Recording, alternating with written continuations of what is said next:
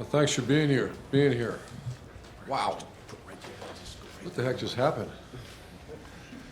Special thanks, as always. Never want to take anything for granted, and that's all the way from the Skull Session to a wonderful crowd, an incredible band, and that stadium helped us when we needed them the most, and that was one of the best fourth quarters I've ever witnessed in my coaching career. So hats off to our fans and the 10th unit, the crowd. And just a quick comment about our quarterback. You know, I see all these, everyone's throwing these sheets at me with records this, records that. You guys can figure out all the records. I'll just tell you, man to man, this is one man talking about another man. I don't know if I've ever had more respect for a human being and as a person, as you know, because you earn respect and you witness people in very dire straits at times, tough situations, and that's why I have so much respect for the men and women who serve our military, because they get put in such tough situations, and I love to talk to them about those situations and the respect they earn for each other, and we're certainly not in that kind of environment, but we're in college football where it's either yes or no in those situations, and he was a big yes tonight. I've never had a kid play perfect, but damn, he was close tonight. 33 of 39. I can count 4 drops off the top of my head, and then 2 penalties that kept him from big completions. And he'd be the first one to tell you he's a product of those around him, which he is. Receivers, offensive line played well. That's the #1 defense in America we have great respect for. And I just can't, just how proud I am of JT. But that's how I'll answer any questions. Front row right, Rob. Urban, you said earlier in the week that the biggest games are won by the best leadership. JT, you see him behind the scenes. I think he had 16 straight completions tonight at one point. Wow. What do you see? What did you see this week in him? I've seen, I've had him for, I think, 5 years. I've seen it ever since he's been playing for us. You know, I heard about this JT Barrett guy, and he came on as a redshirt freshman, and he wasn't tall enough, wasn't this, wasn't that, but he's tough as a lion, and he has an incredible skill to lead others, and that's why, and he's not by himself. That's why I named 9 captains this year, because when you start separating, those 9 guys are different than, they deserve that opportunity to lead this team, and they did that. And you can see a bunch of those cats are in that defensive line, and that's as good a defensive line play as I've ever seen. Far left, Ari. Urban, I know you just got done talking about JT, but you mentioned tumultuous times, and he's had a very kind of up and down career at times when it comes to just the battle he had with Cardale, and 5 weeks ago, people thinking that he should be benched. I'm wondering, can you give me a little bit more perspective of what it might have been like behind closed doors with him a month ago, and a little bit of an idea of Yeah, it what was this all might about mean? getting better. There's, with all due respect to people who had that opinion, that in the Woody Hayes facility there wasn't any opinion. There was zero conversation about that discussion. So once again, I hear people say, well, there's a lot of people thought. That's not one time I've walked into a staff meeting and say, hey, what do you guys think? What do the fans and the media think about JT? We don't talk about that. We talked about what do we have to do to get better, and realized that a lot of times the quarterback, deservedly so, gets far too much credit, far too much blame. Like he's getting a lot of credit tonight, but also those receivers played their tails off for him too. He's a strong kid. It's had to have been Strong? I mean, yeah, Strong as a lion. but he also reads and knows and is aware of all the I think things. he's beyond it's all gotta that. I think there's a point, all of us in our lives, that you'll read something, you'll say, what is that? He's a professional. He's a college athlete, but he's a pro. And I'm at the point in my career too, and so a lot of older guys are like, did you read that? Did I read what? No, we're good. We just got to get better. Got to get better. Got to keep the steady in the boat. Keep the boat moving forward. Front row right, Bill. Urban, you've won 3 national championships. You're perfect against Michigan. But can you recall a game in which it seemed like you were pushing up the hill and a win was as No. improbable as this one? Can you describe your emotions and how many times you must have thought it's not meant to be? Yeah, that one fumble, I kind of thought, we got, and then also that our kickoff coverage. I'm not even going to take questions on that. We're going to have to just make some serious changes on personnel and everything else. That was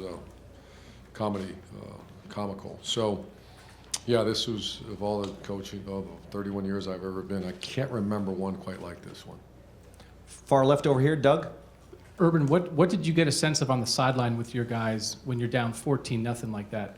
so quickly? I think I say this often, that there's only really one guy panicking, it was me. And we have a bunch of veteran players out there, veteran coaches, and that's Kevin Wilson and Ryan Day did a very nice job. Greg Schiano, defensive staff, very nice job. We just had the task at hand, get some things fixed. And the special teams looked awful at times, but also made maybe the play that saved the game, the block punt. And then also when we kicked off, one time got it down 11-yard line. So, I'm not proud of it, but a lot of times I'm the only one panicking out there, and I'm not proud of that. Our team was very solid, very stay focused, and keep swinging. You said you don't want to talk about it, but you guys did make the adjustments on kickoff to try to deal with the situation. What did you just talk about what you had to do sort of to try to figure something out that could possibly work? JT's a great leader, and he's a guy that I love to death. Front row middle, Austin. Urban, I know you said that you might have been the only one panicking, but coming off the bye week, you guys seemed so confident. The way that the Ohio State team played in the fourth quarter, I'm not sure that anybody could have matched up. But did you wonder who that team was in the first three quarters and what had happened to the progress that you'd shown over the last month? Well, we held probably the number one tailback in America to 40 yards. So it was one phase that was really struggling. The offense was moving the ball. I kept looking at the stats, and it was overwhelming. We really didn't get stopped. We had a couple penalties here and there, but that's the ebbs and flows of the game. So when you say the first three quarters, no, I can count a handful of plays that we look like fools, and we have to get that fixed. But it wasn't like we were getting pummeled. It was the opposite. We were playing very well against a very good team, but we had some miscues that were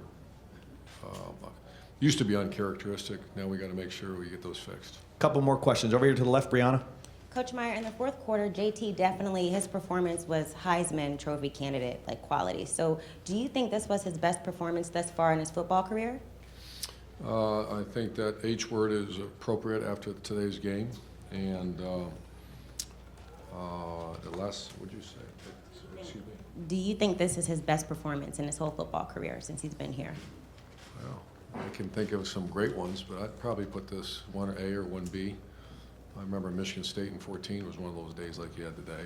But yeah, this has to be one of his best. It's one of the best I've ever seen a quarterback play. Front row, Tim. Urban, this was a game where both teams were throwing haymakers, especially in the fourth quarter. What is the play you're going to remember most? And then number two, past that, Jalen Holmes' sack there on that last possession set up, the serendipity that led to the last play. What kind of came right, do you think, in that last possession? Defensive line and Larry Johnson, I heard, do we blitz, do we do this? And I remember just over the headsets, Coach Johnson say, let him go. Just let it, coach, you don't need to pressure him. Let those four guys go after the quarterback. And my gosh, they were all over the place. And what play do you remember right now? What's the play that just sticks out in your mind from this game? What are you thinking when I say that? Probably the game winner, because I remember the call was 8-17, Y-seam, look back, and they gave us the look that we needed. And those guys upstairs did a very nice job and executed to perfection. And two more. Over here to the right, Clay. Was it the greatest comeback in your coaching career? I think so. And did you ever prepare the consolation speech? You said you panicked a little bit. Didn't have time. Too much going on. And final question. Over here to the right. Urban, Saquon Barkley obviously came into this game with well-deserved accolades. You complimented him. Though he had the opening kickoff, you bottled him up pretty well between the tackles. I'm just wondering if you can talk about the game plan and execution against him. Yeah, I think I'll leave that up to Greg.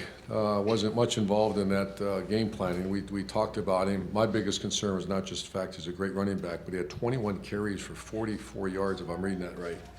Is that right? And one was a 36-yard carry. Wow.